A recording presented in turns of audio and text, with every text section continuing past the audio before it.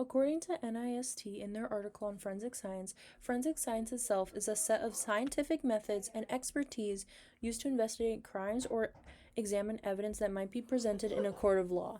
Forensic science is an essential component in the justice system. This science aids investigators to interpret evidence to find crimes. Accurate interpretations are also important to prevent wrongful convictions. So, in forensic science, proving innocence is just as equally as important as finding the perpetrators.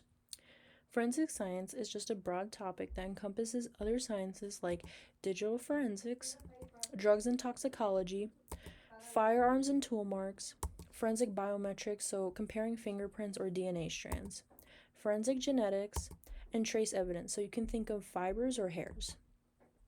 The scientific space is improving, so forensic science methods and technologies are being modified in tandem. To identify the perpetrator, DNA can be taken as evidence.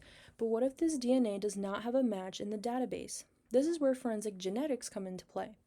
Cases can also provide forensic scientists with evident methods that need to be incorporated or changed once a crime has been committed.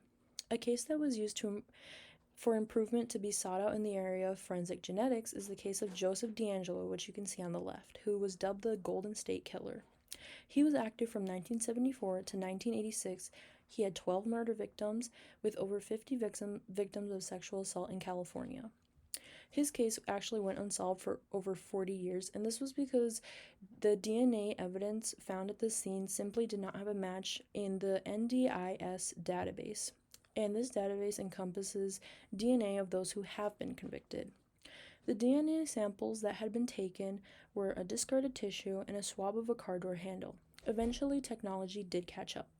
The evidence found was compared to an open-source genealogical website, GEDmatch, which uses willing participants who give their DNA, who are usually just trying to find relatives or track down their ancestry.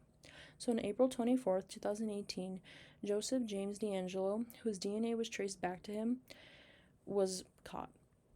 Because of this case, GEDmatch updated its confidentiality statement to include that genetic information can be searched by law enforcement. GEDmatch allows police investigators to reconstruct the family and tree that includes crime scene profiles. This is simply just one example of the ever-changing field of forensic science. To help the criminal justice system not only solve cases but also aid in the rightful conviction of perpetrators, forensic science is a fascinating field that should continue to be discussed.